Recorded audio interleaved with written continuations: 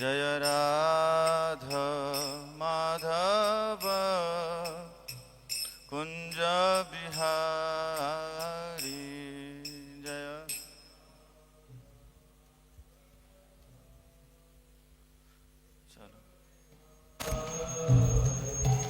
जय राधा माधव कुंज बिहारी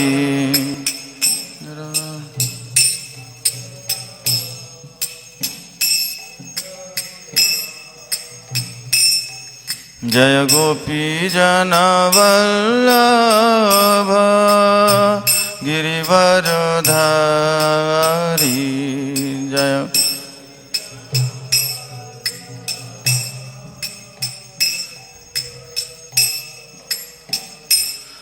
जय गोपी जनवल्लभ गिरिवरधारी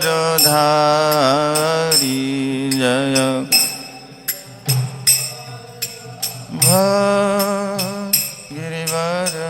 गिरिवरधारी जय यशोदानंदन व्रज जनरंजन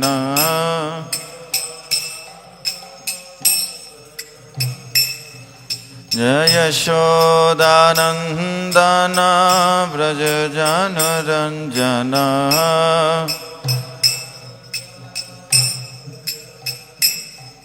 जय यशोदानंदन व्रज जनरंजन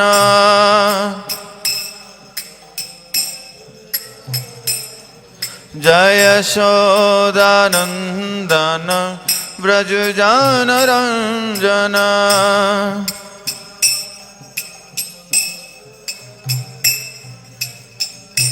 यमुना तीरावनचारी यमुना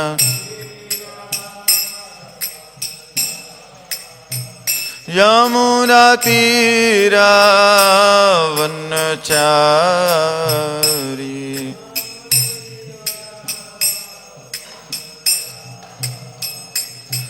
जय राधा माधव कुंज बिहारी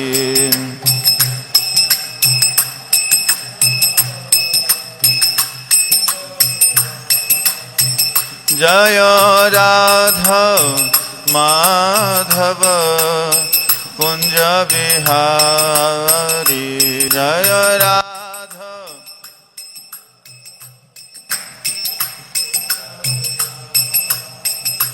जय गोपी जनवल्लभ गिरिवरधारी जय गोपी जन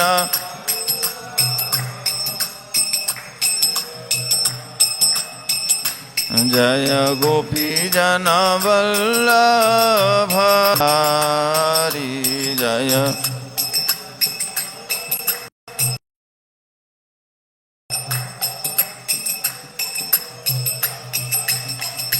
जय यशोदानंदन व्रज जनरंजन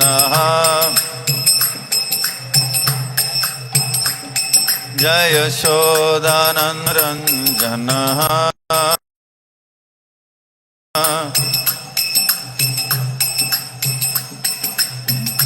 यमुना तीरावनचारी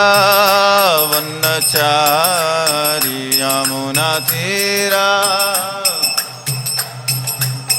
यमुना तीरावनचारीरा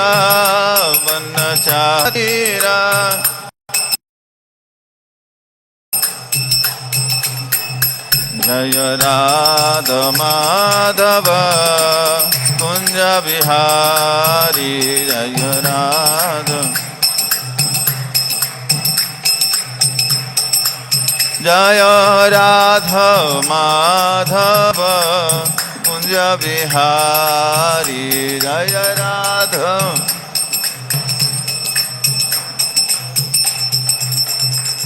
हरे कृष्णा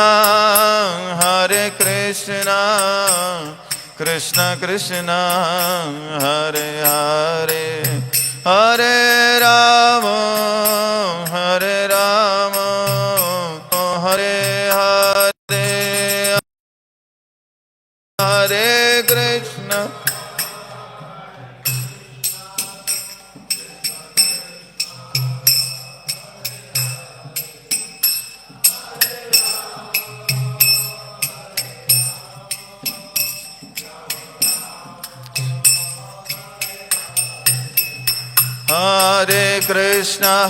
कृष्ण कृष्ण कृष्ण हरे हरे हरे राम राम राम हरे हरे हरे कृष्ण कृष्ण कृष्ण हरे हरे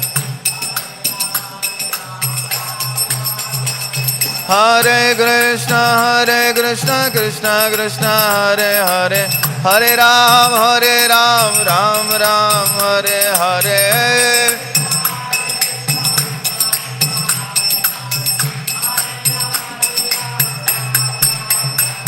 कृष्ण कृष्ण कृष्ण हरे हरे हरे राम राम राम हरे हरे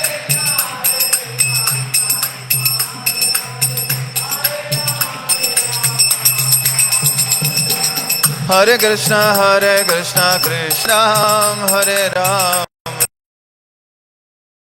राम राम हरे हरे कृष्ण कृष्ण हरे जय राधा गोविंद राधे जय राधा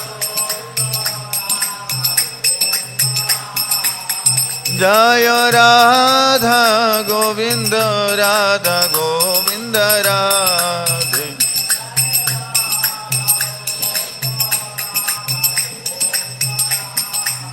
जय गौरनीता जय गौरानीता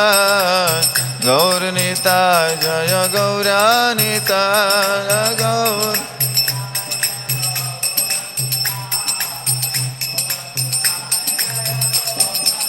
जय जगन्नाथ बलदेव जय सुभद्रमा जय जगन्नाथ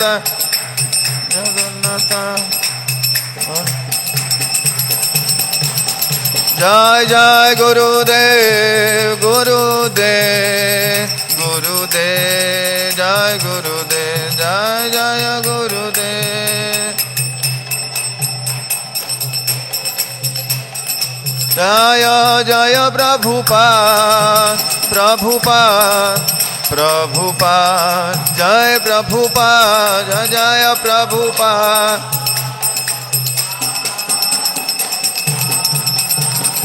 निताय गौर हरि बोल निताय गौर हरि बोल निताय गौर हरि बोल निताय गौर हरि बोल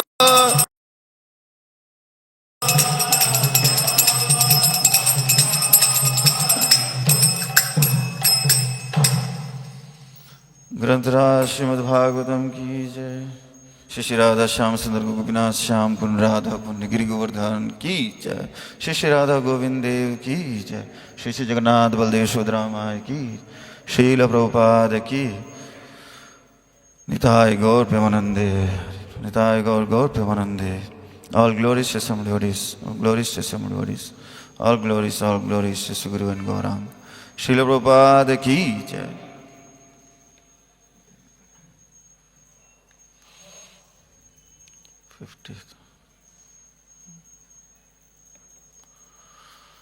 ओम नमो भगवते वासुदेवाय।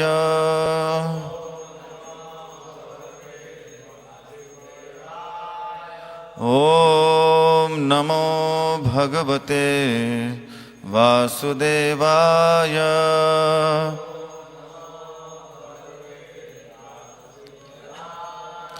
ओम नमो भगवते वासुदेवाय।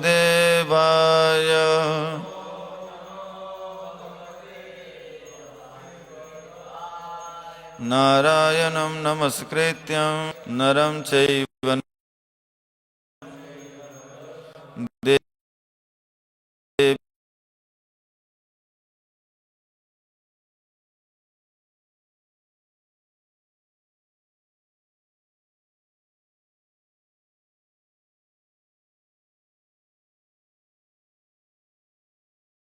देवीं सरस्वतीं व्यासं ततो जयमुदीरयेत्। नष्टप्रायेषु भद्रेषु नित्यं भागवत सेवया भगवती उत्तम श्लोके। तो स्कंद 11 अध्याय 6 श्लोक संख्या 50। आप लोग मेरे पीछे दोहराइए। श्री शुक उवाच श्री शुक उवाच एवं विज्ञापितो राजन् एवं विज्ञापितो राजन् भगवान् देवकीसुतः भगवान् देवकीसुतः एकान्तिनं प्रियं भृत्य एकान्तिनं प्रियं भृत्यम् उद्धवं सम्भासतः उद्धवं समभासतः। श्रीशुक उवाच एवं विज्ञापितो राजन् भगवान् देवकीसुतः एकान्तिनं प्रियं भृत्यम् एकान्तिनं प्रियं भृत्यम् उद्धवं समभासतः उद्धवं समभासतः। श्रीशुक उवाच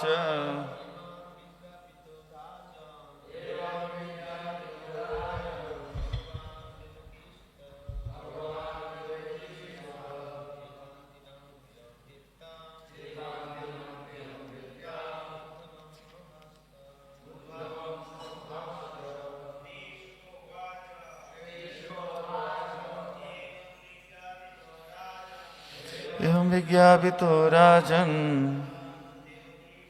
भगवान् देवकीसुतः एकान्तिनं प्रियं भृत्यम् उद्धवं समभासतः। श्रीशुक उवाच एवं विज्ञापितो राजन् भगवान् देवकीसुतः एकान्तिनं प्रियं भृत्यम् उद्धवं समभासतः। श्रीशुक उवाच एवं विज्ञापितो राजन् भगवान् देवकीसुतः भृत्यम्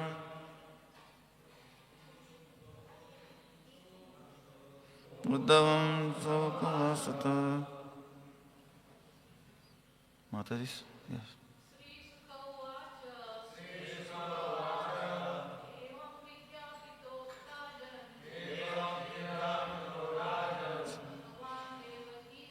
भगवान् देवकीसुतः एकान्तिनं प्रियं भृत्यम् उद्धवं समभासतः। श्रीशुक उवाच एवं विज्ञापितो राजन् भगवान् देवकीसुतः एकान्तिनं प्रियं नित्यम् उद्धवं समभासतः। श्रीशुक उवाच सुखदेव गोस्वामी ने कहा एवं इस तरह विज्ञापितः प्रार्थना किए जाने पर राजन हे राजा भगवान देवकी सुतः देवकी के पुत्र एकांतिनम एकांत में, प्रियम प्रिय, भृत्यम दास, उद्धवम उद्धव से, समभासतः बोले। अनुवाद एवं तात्पर्य श्री अभय चरणारविंद भक्ति वेदांत स्वामी श्री प्रभुपाद जी के शिष्यों के द्वारा। श्रील प्रभुपाद की जय। अनुवाद। सुखदेव गोस्वामी ने कहा, हे राजा परीक्षित, इस तरह संबोधित किए जाने पर देवकी पुत्र कृष्ण अपने प्रिय अनन्य दास उद्धव से विश्वस्त रूप में उत्तर देने लगे। तात्पर्य। श्रील भक्ति सिद्धांत सरस्वती के अनुसार सारे बद्ध जीव अपनी चाल ढाल, हंसी, कार्य तथा वचनों से अपने आप को इस भौतिक जगत से अधिकाधिक जकड़ते जाते हैं, किंतु यदि वे भगवान की लीलाओं के श्रवण तथा कीर्तन में अपने को लगाएं तो उन्हें बारंबार जन्म मृत्यु के बंधन से मोक्ष मिल जाए। परम मोक्ष की यह विधि श्री कृष्ण द्वारा अपने सर्वप्रिय भक्त श्री उद्धव को विस्तार से बतलाई जाएगी। इस प्रकार श्रीमद् भागवत के एकादश स्कंद के अंतर्गत यदुवंश का प्रभास गमन शीर्षक 6ठे अध्याय का श्रील भक्ति वेदांत स्वामी प्रभुपाद के विनीत सेवकों द्वारा लिखित तात्पर्य पूर्ण हुआ। श्रील प्रभुपाद की हरे कृष्ण। पूर्ण हो गया अध्याय। तो यहाँ पे ओम अज्ञानतिमिरान्धस्य ज्ञानाञ्जनशलाखया चक्षुरुन्मीलितं येन तस्मै श्रीगुरुवे नमः। श्रीचैतन्यमनोभीष्टं स्थापितं येन भूतले स्वयं रूप कदा मह्यं ददाति स्वपदान्तिकं। वन्देऽहं श्रीगुरु श्रीयुतपदकमलं श्रीगुरून् वैष्णवांश्च। श्रीरूपं साग्रजातं सहगण रघुनाथान्वितं तं सजीवं साद्वैतं सावधूतं परिजनसहितं कृष्ण चैतन्यदेवं श्रीराधा कृष्णपादान् सहगण ललिता श्रीविशाखान्वितांश्च।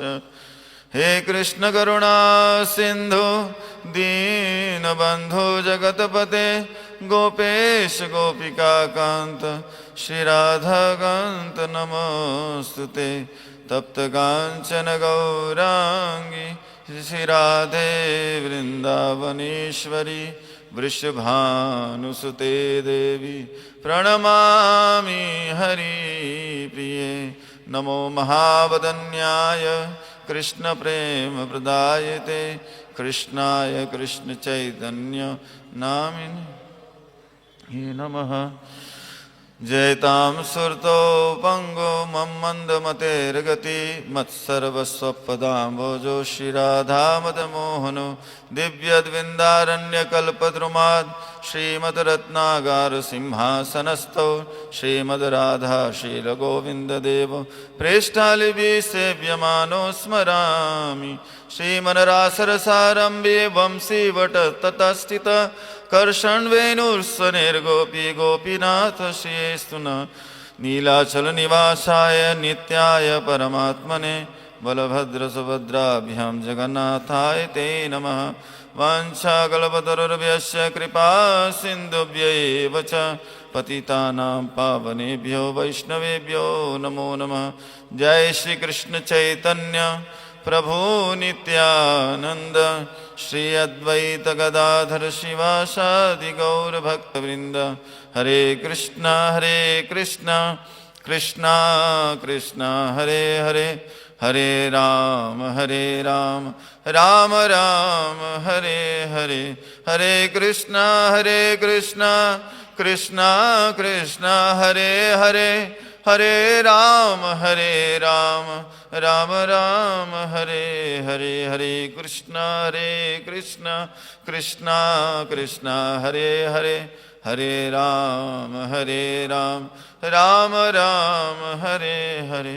नमो विष्णुपादाय कृष्णप्रेष्ठाय भूतले श्रीमते भक्तिवेदांत स्वामी निति नामिने।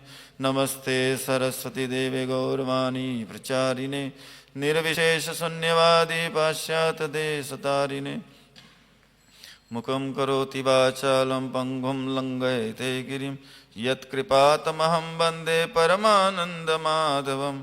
श्रीगुरुं दीनतारिणं श्रीकृष्ण चैतन्य ईश्वरम्।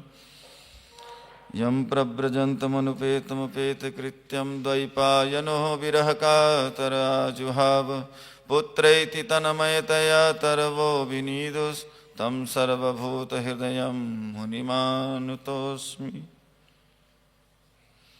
हरे कृष्ण कृष्ण कृष्ण हरे हरे, हरे राम राम राम हरे हरे। तो आज 50वें श्लोक में श्रील सुखदेव गोस्वामी कह रहे हैं कि उद्धव जी ने प्रार्थना की और प्रार्थना के बाद में भगवान अब बोलना चालू करेंगे। भगवान जो कथा करेंगे और उद्धव के बीच में, उद्धव और भगवान के बीच में जो चर्चाएं होंगी, उन्हीं को आगे जाके उद्धव गीता कहा गया है। तो जैसे कि अंतिम या शुरुआत के श्लोकों को जब लिया जाता है किसी भी अध्याय के, तो हम लोग ये सोचते हैं कि उसको ब्रीफ थोड़ा हो जाए, कहाँ थे और कहाँ हैं अभी, तो थोड़ा ब्रीफ हम लोग करेंगे कि अध्याय शुरू कहाँ से हुआ था, है ना। तो जैसा कि बताया जाता है कि ये स्कंद 11वां स्कंद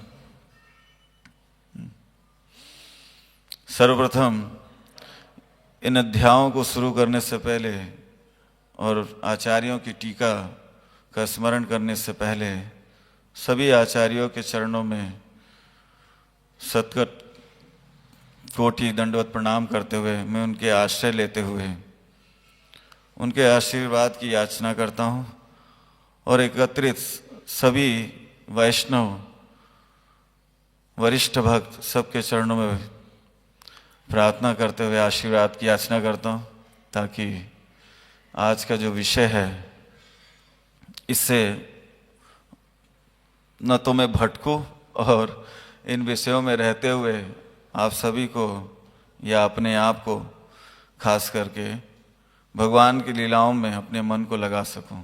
इसके लिए आप सभी से याचना है, कृपया आशीर्वाद दें ताकि हम इस कथा को प्रारंभ आगे करें। तो आज के इस सत्र में 11वें स्कंद के ऊपर कुछ प्रकाश डालेंगे।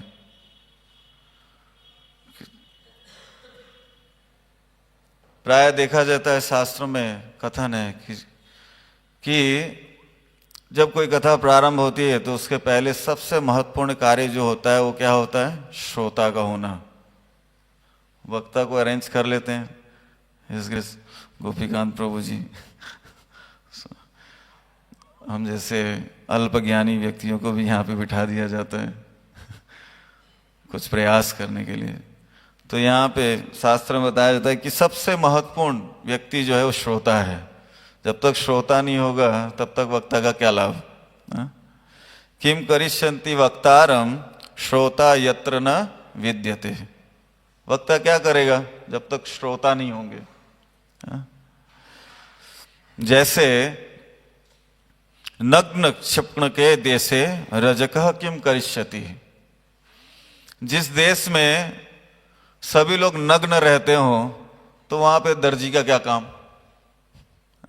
उसी प्रकार अगर श्रोता नहीं हो, आप जैसे श्रोता और बहुत ही उद्भट, बहुत ही भगवान के सानिध्य में रहते हुए अहर्निश ऐसे भक्तों के सानिध्य में जब कथा का श्रवण या कीर्तन किया जाता है तो उसका लाभ और हो जाता है। तो मेरी ऐसी क्षमता नहीं है, लेकिन आप सभी के आशीर्वाद से जो कुछ भी आचार्यों से जो सुना है उसको यहाँ कहने का प्रयास करेंगे आधे घंटे में। तो शॉर्ट में हम लोग समझेंगे कि ये स्कंद क्या है वास्तविकता में। श्रील विश्वनाथ चक्रवर्ती ठाकुर पहले इस अध्याय के शुरुआत में ही श्रील प्रभुपाद जी के शिष्य बहुत ही सुंदर तरीके से पूरे स्कंद का एक सार रखते हैं। तो श्रील विश्वनाथ चक्रवर्ती ठाकुर यहाँ पे सार रूप में संक्षेप में पूरे स्कंद के विषय में बताते हैं।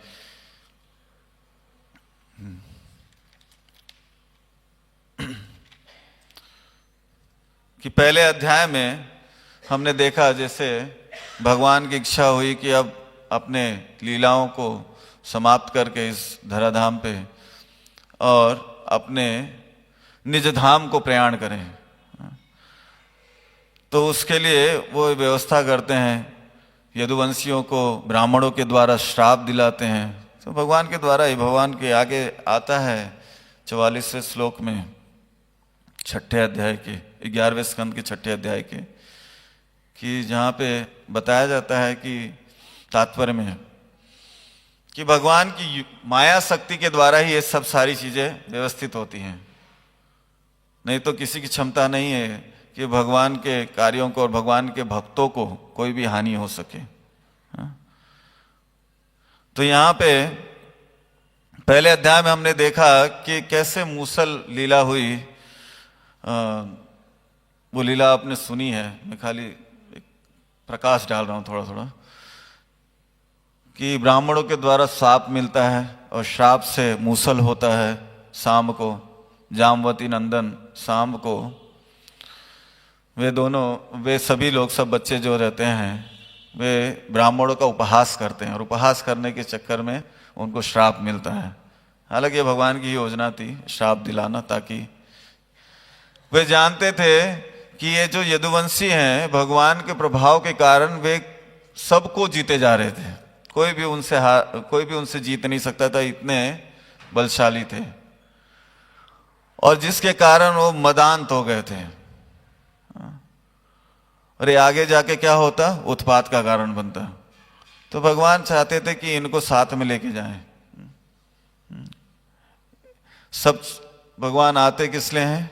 परित्राणाय साधुनाम विनाशाय च दुष्कृताम धर्म संस्थापनार्थाय संभवामि युगे। तो यहाँ धर्म की स्थापना करने के लिए, दुष्टों का विनाश करने के लिए। तो इसी प्रकार सभी दुष्टों का विनाश करने के बाद में अब कुछ बचे थे जो उनके घर वाले ही हैं। तो उनको कैसे लेके जाएं? तो उन्होंने एक योजना बनाई जिसके द्वारा आगे जाके उनको श्राप मिलता है। शाम को मूसल होता है और श्राप में ये कहा जाता है कि मूसल जो उत्पन्न होगा जिसके द्वारा यदुवंशियों का विनाश होगा। तो उन लोग देखते हैं, तुरंत कपड़ा उठा के देखते हैं तो देखते हैं मूसल होता है। वो मूसल को ले जाते हैं घबरा के। तो वहां पे ग्रेसेन जी उसको पाउडर करा देते हैं। पाउडर करा के और कुछ हिस्सा जो है वो समुद्र में फेंक दिया जाता है। हालांकि सारा ही हिस्सा समुद्र में फेंक दिया जाता है और कुछ हिस्सा जो है वो किनारे पे जाकर वृक्षों के रूप में हो जाता है, बिना गांठ के वृक्ष हो जाते हैं। और एक हिस्सा मछली खा जाती है और मछली का पेट फाड़ने से फिर जो शिकारी होता है वो अपने तीर के नोक बनाता है, आगे फल बनाता है, जिसके द्वारा आगे जाके जो कथा है प्रभास की कथा आती है। तो यहाँ पे पहले अध्याय में यदुवंशियों के विनाश की भूमिका आती है। दूसरे अध्याय में हम देखते हैं, दूसरे से 5वें अध्याय में 9 योगेंद्र, जब वसुदेव जी को पता चलता है तो वसुदेव जी बहुत उदास हो जाते हैं। वे कहते हैं हमने तो पूरे जीवन में कोई भगवान को इस तरीके से देखा ही नहीं। न भगवान कोई कृतार्थ, अपने जीवन को कृतार्थ करने के लिए कोई कार्य तो किया ही नहीं। ये सोच के बहुत उदास थे।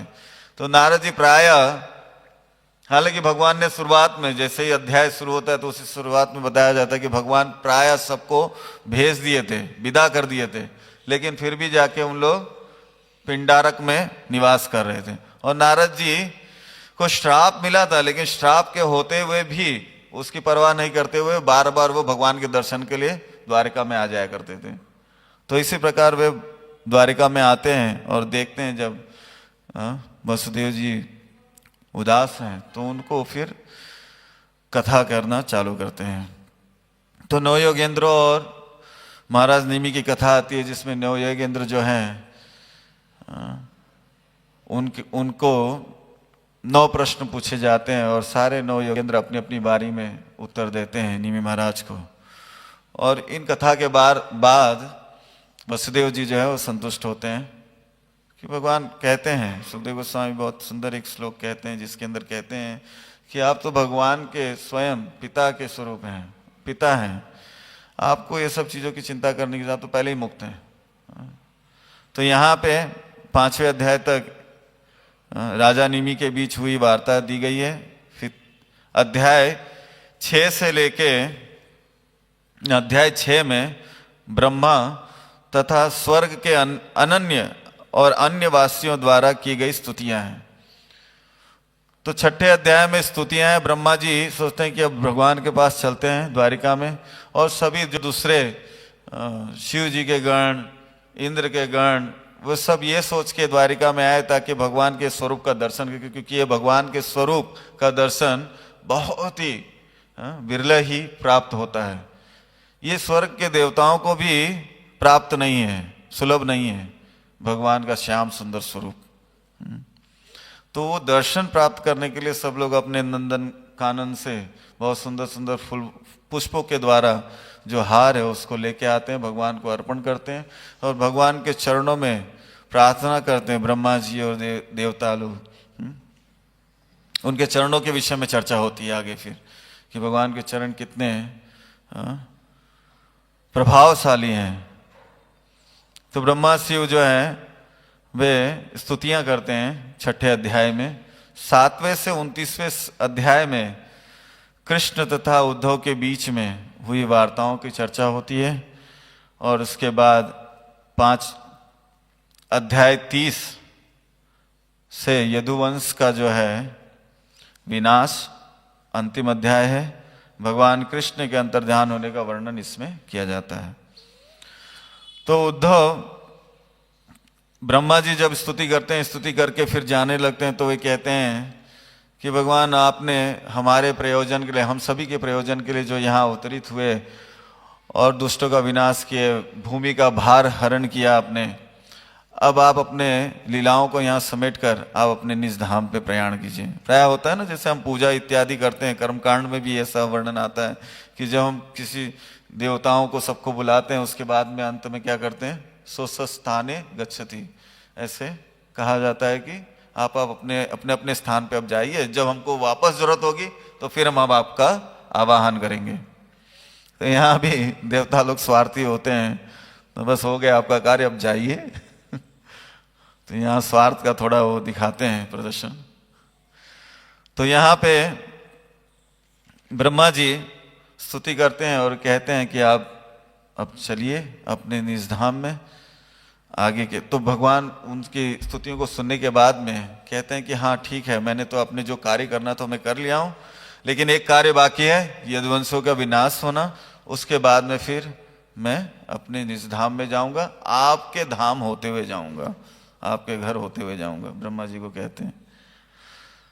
अब आता है ये अध्याय, जो अध्याय पे हम लोग इस समय हैं, जिसका आज लास्ट श्लोक है।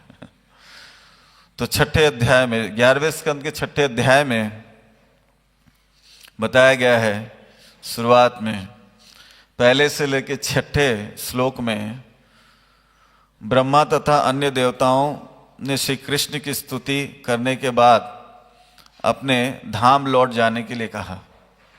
तो ये हमने कह दिया ऑलरेडी कि भगवान से मिलते हैं ब्रह्मा इत्यादि देवी देवता, भगवान से प्रार्थना करते हैं, अनुरोध करते हैं कि आप अपने धाम में जाइए। भगवान उनकी प्रार्थनाओं से प्रसन्न होकर उनको आश्वासन देते हैं कि मैं अब यहाँ से अपनी लीलाओं को समेटकर अपने धाम को प्रयाण करूँगा। फिर 7वें से लेकर 19वें श्लोक में भगवान के चरणों की स्तुति ब्रह्मा और देवता लोग करते हैं। ब्रह्मा जी भगवान कृष्ण से 20वें से लेकर 31वें श्लोक में ब्रह्मा जी भगवान कृष्ण से अपनी लीला को समटने के लिए प्रार्थना करते हैं। 32 से 41वें श्लोक में भगवान यादवों के जो प्रमुख थे उनको बुलाते हैं, जब अपशकुन देखते हैं सब जगह पे, श्राप के कारण आगे जाके जब अपशकुन देखते हैं, हालांकि इसमें कहा जाता है कि द्वारिका जो है, द्वारिका में अपशकुन कैसे, तो धाम है उसमें अपशकुन कैसे, लेकिन भगवान की योग माया के द्वारा ये प्रदर्शित होता है और सबको ये दृश्यमान है, सबको दिखता है कि कैसे ये अपशकुन हो रहे हैं। तो सभी लोग भगवान के बुलाने पर, जितने यदुवंशियों के जो वरिष्ठ थे उनको बुलाते हैं और उनको कहते हैं कि अब आप लोग यहाँ से प्रभास के लिए प्रस्थान कीजिए। प्रभास में जो श्राप मिला है उसके निवारण के लिए योजनाएं करनी होगी, स्नान करना होगा, ब्राह्मणों को दान करना होगा, इत्यादि सारी चीजें व्यवस्थाएं बताते हैं जिसके द्वारा हम इन शाप से मुक्त हो सकते हैं। तो सब कुछ बताते हैं भगवान। तो 32 से लेके 41 श्लोक में ये होता है जिसमें प्रभास के लिए प्रयाण करते हैं। प्रभास के विषय में बताया जाता है कि प्रभास जो है बहुत ही दिव्य क्षेत्र है जहां पे चंद्रमा को श्राप मिला था, तो श्राप निवारण के लिए चंद्रमा जो है वहां पे जाके स्नान करते हैं। श्राप मिला था, किससे श्राप मिला था याद है? कुछ तात्पर्य में आया था। हाँ है? प्रजापति दक्ष की 27 कन्याएं जो है चंद्रमा को ब्याही गई थी। 27 नक्षत्र जो होते हैं वो नक्षत्र, तो उनमें से तो 27 कन्याएं जो थी उनमें से रोहिणी नक्षत्र जो है, रोहिणी जो थी वो चंद्रमा को बहुत प्रिय थी, तो बाकी पर वो ध्यान नहीं देते थे, जिसके कारण उस दूसरी जो थी बाकी वो जाके पिता से शिकायत करती हैं। तो पिता जो है उनको श्राप देते, तुम बरोबर से ध्यान नहीं दे रहे हो, जाओ तुम क्षय रोग हो जाए तुमको, तुम्हारा शरीर जो है धीरे धीरे कम होता जाए। इसलिए 15 दिन जो है कृष्ण पक्ष और शुक्ल पक्ष, 15 दिन क्षय होते हैं, 15 दिन बड़े होते हैं, इसी के कारण से। तो चंद्रमा को श्राप मिलता है जिसके कारण फिर वो प्रभास में आते हैं, प्रभास में स्नान करते हैं जिसके द्वारा उनका क्षय रोग जो है या क्षय जो श्राप है उससे निवारण होता है। तो ये प्रभास क्षेत्र बहुत ही पवित्र स्थल है, वहां पे आप स्नान कीजिए, आप सभी लोग ब्राह्मणों को दान कीजिए, यज्ञ इत्यादि कीजिए जिसके द्वारा आपके शाप का शमन होगा। तो इस प्रकार ये सुनने के बाद में सारे देवता जो है, सारे यदुवंशी जो हैं वे प्रभास के लिए जाने के लिए तैयारी करते हैं। जब इन तैयारी को देखते हैं और उद्धव जी जब इन सब तैयारियों को देखते हैं और अपशकुन को देखते हैं तो वे भगवान के पास आते हैं दौड़े दौड़े। उनको पता चल जाता है कि भगवान भी जाने वाले हैं। तो 42 से लेकर 50वें श्लोक तक उद्धव भगवान से प्रार्थना करते हैं कि नाहम तवांघ्रि कमलम क्षणार्धमपि केशवः। उद्धव कहते हैं कि हे भगवान, नाहम तवांघ्रि कमलम क्षणार्धमपि केशवः, आपके बगैर एक क्षण के लिए भी मैं नहीं रह सकता। आप कैसे ऐसे सोच सकते हैं कि आप जाने का सोच रहे हो, मुझे छोड़ करो भी, उद्धव कह रहे हैं। हाँ? आप ऐसा कैसे सोच सकते हैं? आपके उतारे हुए कपड़े पहनना, आपके आभूषणों को पहनना, आपके जूठन को खाना, आप जो खाते थे उसका जूठन में खाता था, इन सारी चीजों को वो ध्यान में स्तुतियों में गा रहे हैं। बहुत सुंदर श्लोक हैं, उनको पढ़ेंगे आप तो यहाँ पे कह रहे हैं कि नाहम तवांघ्रि कमलम क्षणार्धमपि केशव, एक क्षण के लिए भी जो मैं आपके बगैर नहीं, आप कैसे सोच सकते हो? मेरे तो प्राण ही चले जाएंगे आपके बगैर। तव विक्रीडितम कृष्ण निणाम परम मंगलम कर्ण पीयूष मासाद्य त्यजंत्य स्पृहा जना। भगवान की लीलाओं को, भगवान की कथाओं को जो पुरुष, जो व्यक्ति सुनता है अपने कानों से अहरनिश, तो ऐसा व्यक्ति जो है वो सर्व मंगलमय हो जाता है। सभी प्रकार से मंगलमय हो जाता है। तो बहुत ही सुंदर ढंग से यहाँ पे स्तुति करते हैं उद्धव जी। और इसी श्लोक में श्रील भक्ति सिद्धांत सरस्वती गोस्वामी प्रभुपाद बहुत ही सुंदर व्याख्या करते हैं। वे कहते हैं, किंतु यदि वे श्रवण के विषय में कहते हैं कि भक्ति सिद्धांत सरस्वती के अनुसार सारे बद्ध जीव अपनी चाल ढाल, हंसी, कार्य तथा वचनों से अपने आप को इस भौतिक जगत के जगत से अधिकाधिक जगड़ते जाते हैं। हम प्राय देखते हैं कि भगवान के नामों को श्रवण या कीर्तन न करने के बजाय हम क्या करते हैं, प्रजल्प में लगे रहते हैं। जीव जब इस पृथ्वी पर आता है तो शुरुआत में वह जनसंग करता है ना, जनसंग, लोगों से संग करता है ना।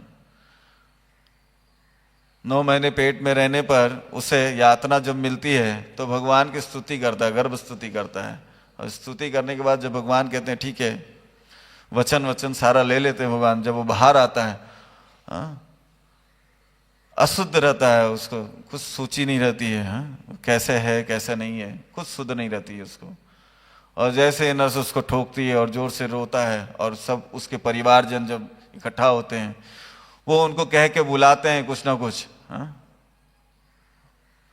ओ लाला, ओ बाल गोपाल, ओ ये वो, ये सुनकर ये पहला संग करता है और जिसके द्वारा वो मोहित हो जाता है, बहुत अच्छी जगह आ गए। आश्चर्य है एक्चुअली। तो पहले वो जनसंग करता है, जीव जब इस पृथ्वी पर आता है तो पहले जनसंग करता है। और उसका कारण क्या होता है, उसका परिणाम क्या होता है, लौल्यम, उसकी लालच बढ़ते जाती है ये जनसंग के लिए। इस भौतिक आसक्ति में वो और ज्यादा पढ़ते जाता है, जनसंग करने में और लगते जाता है। बहुत सुंदर श्लोक है ये उपदेशामृत में। क्या है श्लोक, हत्याहार प्रयासस्य प्रजल्पो नियमाग्रह जनसंगश्च लौल्यम च षडुर्भक्ति विनश्यति। तो लौल्यम, उसको बहुत ही भौतिक इच्छाओं के प्रति वो बहुत ज्यादा ललायित रहने लगता है। लौल्यम, लालच, ग्रीड। उसके बाद वो क्या करता है, इस लालच की वजह से वो क्या करता है, प्रयास करता है, बहुत मेहनत करता है, गधे की जैसा मेहनत करता है। क्या करने के लिए, क्या प्राप्त करने के लिए,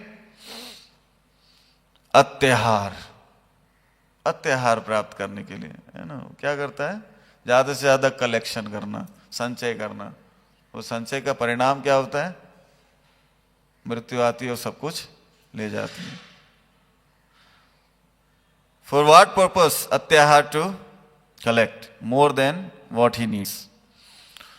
जितनी जरूरत है उस आवश्यकता से ज्यादा इकट्ठा करने की उसको क्या हो जाती है, इच्छाएं वो बढ़ जाती हैं और बहुत प्रयास करता है। और इस प्रयास करने के लिए वो क्या करता है, जनसंग करता है। तो साइकिल ऐसे घूमता रहता है, जनसंग से शुरू हुआ, प्रयास तक पहुंचा और प्रयास से फिर जनसंग पे आ गया।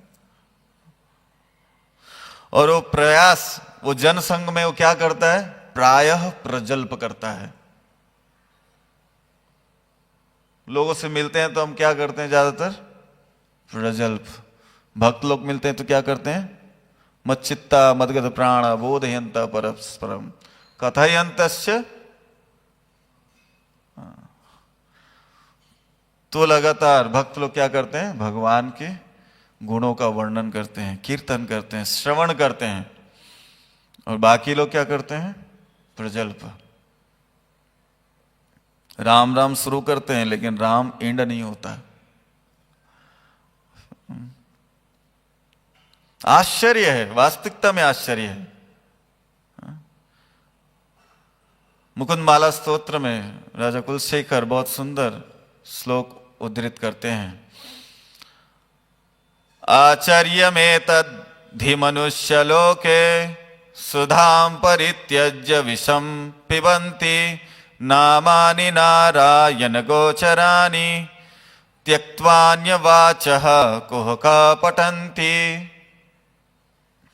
आश्चर्यमेतद् धी मनुष्यलोके, एतद्धि मनुष्यलोके सुधाम परित्यज्य विषम पिबन्ति। अमृत को त्याग कर विष पी रहे हैं प्रजल्भ के नाम पर।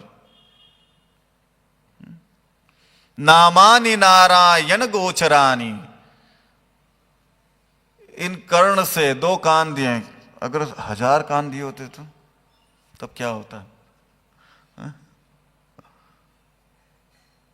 पृथ्वी महाराज मांगते हैं ना, कई कान हो जाए। क्या करने के लिए? भगवान के नाम को श्रवण करने के लिए। लेकिन हमारे पास 2 कान है तो उससे हम क्या करते हैं? प्रजल्प सुनते हैं। नामानि नारायण गोचरानि त्यक्त्वान्यवाचः कुहका पठन्ति। तो व्यर्थ की चीजों में न पढ़कर, प्रजल्प न पढ़कर हमको क्या करना चाहिए? नारायण गोचरानि, अपने जिह्वा से नारायण का स्मरण करना। हरे कृष्णा कृष्णा कृष्णा हरे हरे, हरे राम राम राम हरे हरे। समय नहीं है, बहुत ज्यादा समय नहीं है हमारे पास। भौतिक जगत में विचरण करते हुए जीवों को बहुत ऐसा लगता है कि बस बहुत समय है हमारे पास, हम तो बहुत जी लेंगे या मरेंगे ही नहीं। तो कोई प्रयास ही नहीं करते। शास्त्र में कहा, यावत स्वस्थमिदम देहे यावत मृत्युस्य दूरतः तावत आत्महितम कुर्यात् प्राणन्ते किम करिष्यति। जब तक स्वस्थ है शरीर, यावत स्वस्थमिदम देहे यावत मृत्युस्य दूरतः, मृत्यु दूर है जब तक, पता ही नहीं है मृत्यु कहाँ है। मृत्यु दूर नहीं है, मृत्यु हमेशा हमारे साथ है। खाते हुए, पीते हुए, सोते हुए, विचरण करते हुए, बहुत जगहों पर घूम के आके हम इधर बैठेंगे तो भी हमारे साथ ही है हर समय। यावत मृत्युस्य दूरतः तावत आत्महितम कुर्यात् प्राणन्ते किम करिष्यति। तब तक मैं आत्महित के लिए जो कार्य है उसको कर लेना चाहिए। प्रहलाद जी भी तो कहते हैं, कौमार आचरित प्राज्ञो धर्मान भागवतान यह दुर्लभम तदप्यम ध्रुवम अर्थदम। तो ध्रुवम अर्थदम, उत्तम चीज के लिए, उत्तम वार्ता के लिए हमें प्रयास कर लेना चाहिए।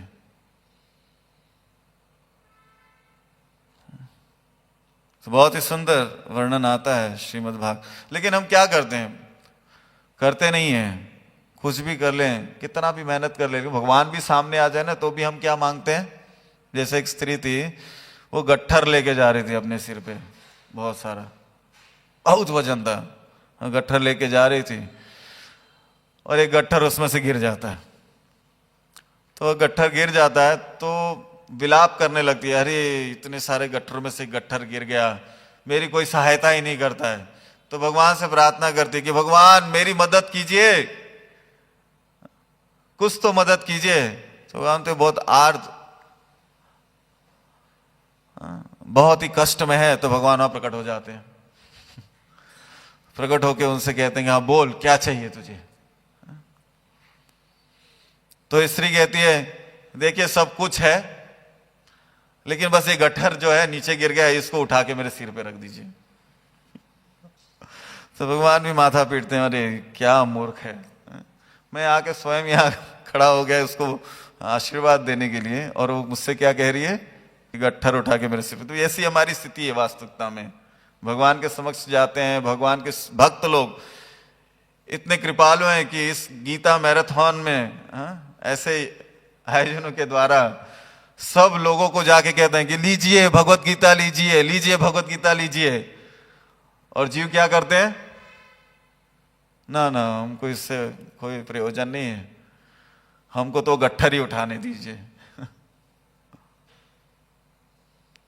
तो उसी में लगे रहते हैं। लेकिन वास्तविकता में हमारे जीवन का लक्ष्य वो नहीं है। हमारे जीवन का लक्ष्य हमें जो कान दिए गए हैं भगवान की कथाओं को सुनने के लिए, हाँ, और मुख जो मिला है उससे हम भगवान के गुणों का वर्णन करना चाहिए। नहीं तो वेस्ट है, किसी काम का नहीं है। आयु हरति वै पुंसाम उद्वनस्त यन्नसौ तस्यर्थे यत् क्षणो नीतम उत्तम श्लोक वार्तया। दिन और रात के चक्कर में हमारी आयु वैसे भी क्षीण हो रही है। तस्यर्थे यत् क्षणो नीतम उत्तम श्लोक वार्तया। जितना भी समय हमारे पास मिला है उस क्षण में हमें भगवान के नामों को, गुणों को सुन लेना चाहिए कर्ण से, कानों से।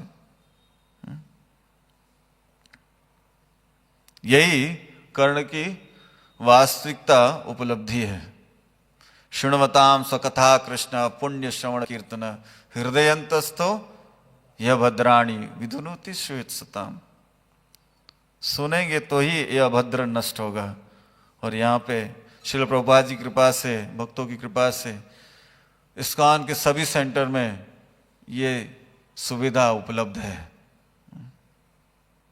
शृण्वताम स्वकथा कृष्ण, अहर्निश भगवान की लीलाओं के कीर्तन के विषय में चर्चाएं होती रहती हैं। अगर ये नहीं करते तो क्या होता है?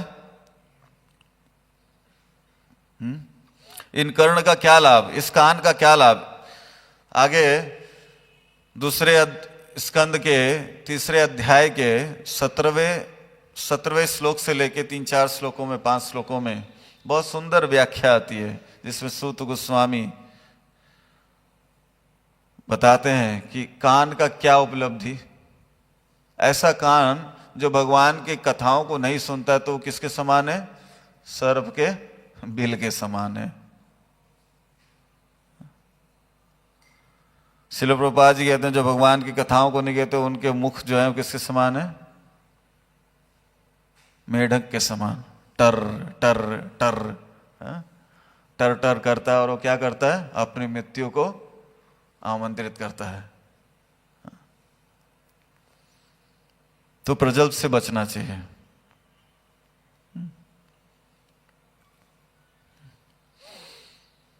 लेकिन आधुनिक युग में प्रजल्प के लिए बहुत साधन है ना। आजकल तो सोशल मीडिया एक उत्तम साधन हो गया है जिसके द्वारा हम प्रजल्प में नित्य लगे रहते हैं, है ना। तो उनको छोड़कर श्रवण करने में ज़्यादा ध्यान देना चाहिए। जब हम श्रवण करेंगे, श्रील प्रभुपाद कहते हैं कि जो श्रवण करता है अच्छे से वो अच्छा कीर्तन करता है। जो श्रवण अच्छे से नहीं करता वो कीर्तन नहीं कर सकता। प्रभुपाद महाराज के एक शिष्य थे। प्रभुपाद महाराज जब मॉर्निंग वॉक के लिए जाते थे तो वो शिष्य जो प्रभुपाद जी को सुनने के लिए वो बार बार यहाँ वहाँ दौड़ता था कि कैसे तो सुन लो, कैसे तो सुन लो। तो वो सुन नहीं पाता था, सुनने में उसकी तकलीफ थी, कम सुनता था। तो प्रयास करता था कि जितना नजदीक पहुंच के प्रभुपाद महाराज को सुन लो। तो श्री प्रभुपाद जी ऑब्जर्व कर रहे थे। तो एक क्लास, मॉर्निंग क्लास में वे कहते हैं कि कान को उत्तम मीडियम्स बनाना चाहिए भगवान की कथाओं को सुनने के लिए।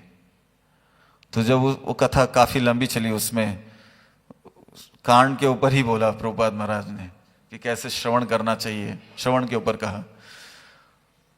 तो उस भक्त ने दूसरे दिन ही जाकर कान के इंस्ट्रूमेंट को लेके आया और लगाया ताकि प्रभुपाद जी को अच्छे से सुन सके।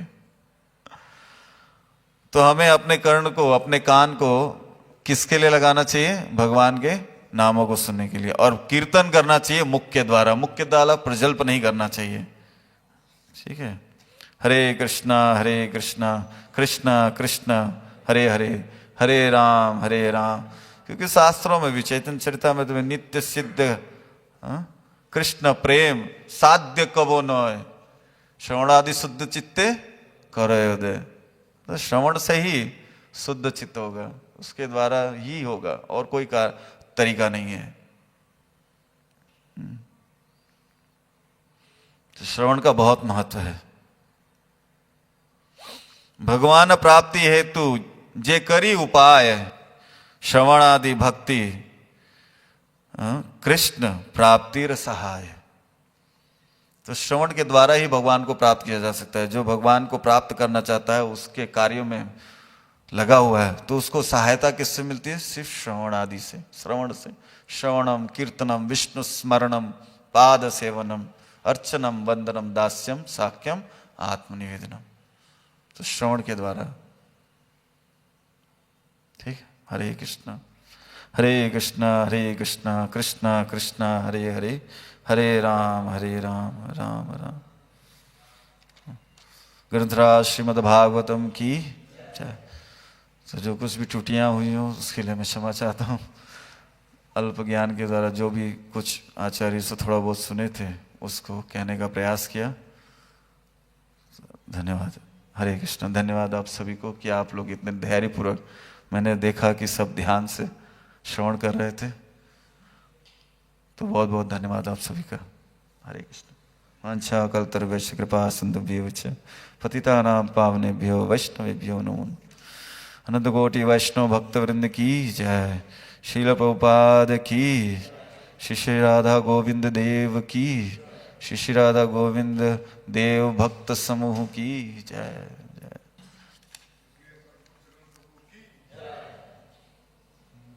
शील प्रभुपाद की जय।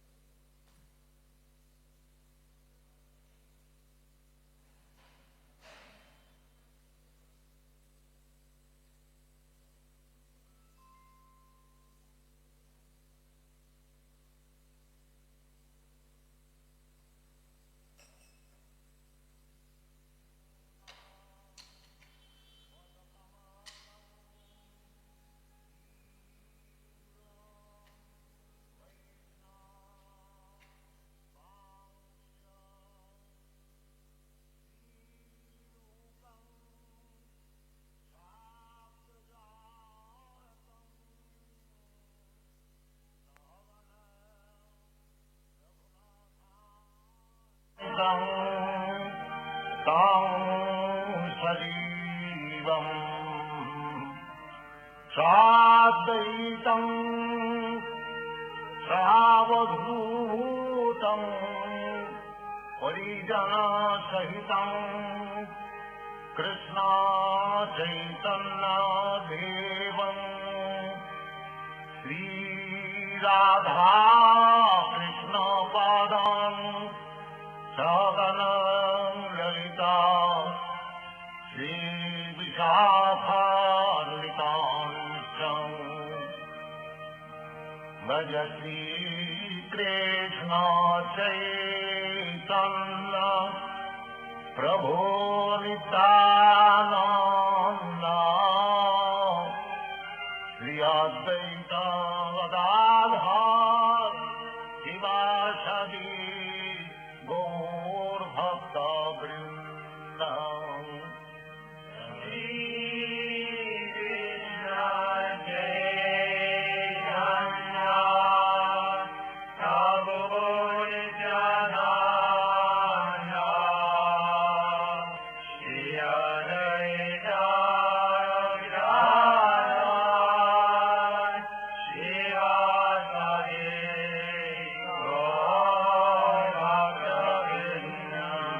भजती कृष्ण चैतन्य प्रभो नित्यानंद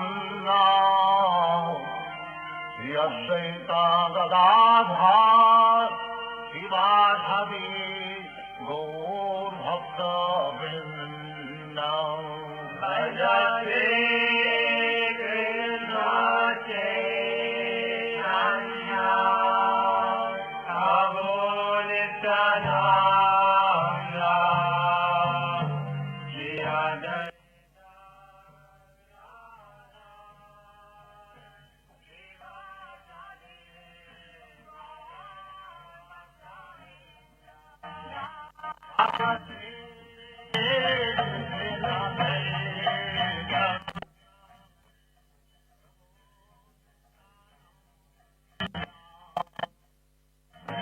अद्वैत